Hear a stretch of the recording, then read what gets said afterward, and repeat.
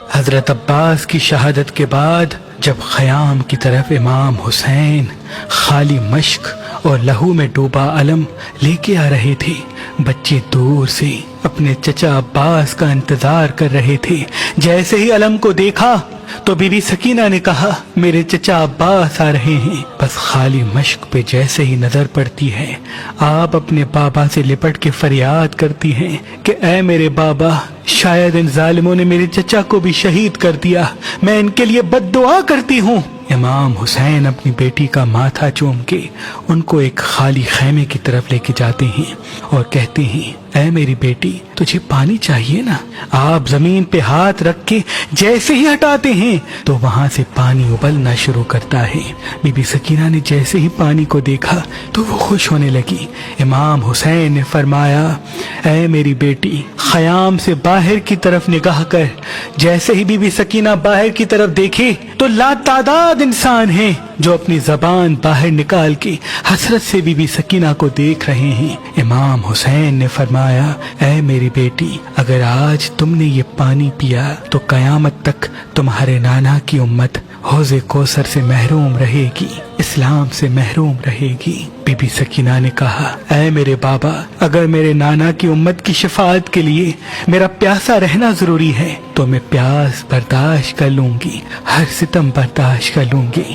بس be be Sakina صبر کرتی رہتی ہے۔ آپ کی آنکھوں کے سامنے علی اکبر شہید ہوتا ہے، علی اصغر شہید ہوتا ہے، آپ کے بابا حسین شہید ہوتے ہیں، پھر خیام جلنے لگتے ہیں، شمر تماچے مارتا ہے، لیکن کبھی بھی آپ نے اپنے نانا کی امت کے لیے بد دعا نہیں کی۔ بس 11 محرم کے دن جب بیبیوں کو قید کر کے شام و کوفہ کی طرف لے جایا گیا تو رستے میں بی بی سکینہ کی یہی کوشش تھی کہ آپ کے بھائی سجاد جو زنجیروں میں جکڑے ہوئے ہیں، دھوپ کی وجہ سے ان کی زنجیریں گرم ہو جاتی ہیں، آپ بار بار سپاہیوں سے کہتی کہ مجھے تھوڑا پانی دے دو تاکہ میں اپنے بھائی سجاد کی زنجیروں پہ بہا دوں کہ وہ کچھ دیر کے لیے ٹھنڈی ہو جائیں۔ بس بی بی سکینہ ننگے پاؤں تمام بیبیوں کے ساتھ رسیوں میں قید ہو کے لوگوں کے پتھر کھا کے شام کی دربار میں پہنچتی ہیں۔ یزید کی جیسے ہی بی بی سکینہ پہ نظر پڑی تو وہ کہتا ہے، یہ چھوٹی بچی حسین کی وہی بیٹی ہے جس کو حسین سینے پہ سلایا کرتے تھے۔ سپاہی کہتے ہیں ہاں۔ تو یزید حکم دیتا ہے کہ اس بچی کو تمام بیبیوں کے ساتھ قید میں نہ رکھو بلکہ ایک ایسے اندھیرے زندان میں رکھو تاکہ یہ اپنے بابا کو یاد کر کر کے تڑپتی رہے۔ بس تمام بیبیوں کو الگ قید کیا جاتا ہے اور بی بی سکینہ کو ایک ایسے زندان میں قید کیا جاتا ہے جہاں اندھیرے کے سوا کچھ نہیں ہوتا۔ بس وہ 4 سالہ بی بی بار بار اپنے بابا کو یاد کر کے روتی۔ کچھ ہی دن گزرے، اس چھوٹی بچی کے رونے کی آواز محل میں اس طرح سے گونجتی کہ یزید کو نیند نہ آتی۔ تو یزید یہ کہتا ہے کہ امام حسین کا کٹا ہوا سر اس بچی کے پاس بھجوا دو، جب یہ کٹا ہوا سر دیکھے گی تو خود چپ ہو جائے گی۔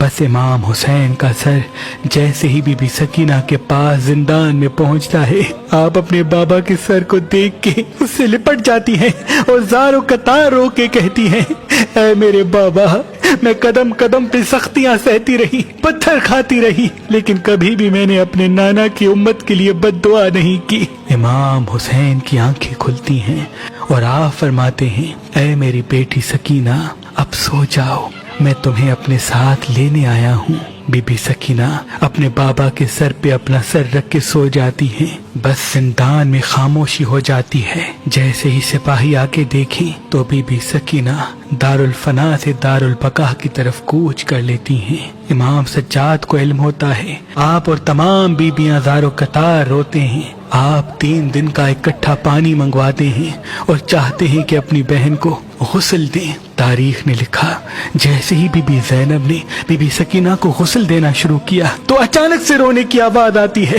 امام سجاد آ کے پوچھتے ہیں، اے میری پھپھی ماں، آپ رو کیوں رہی ہیں؟ بی بی زینب فرماتی ہیں، کربلا سے لے کے کوفہ تک، کوفہ سے لے کے شام تک بی بی سکینہ ایک ہی لباس میں رہی ہے اور بار بار یہ بچی تازیاں کھاتی رہی ہے۔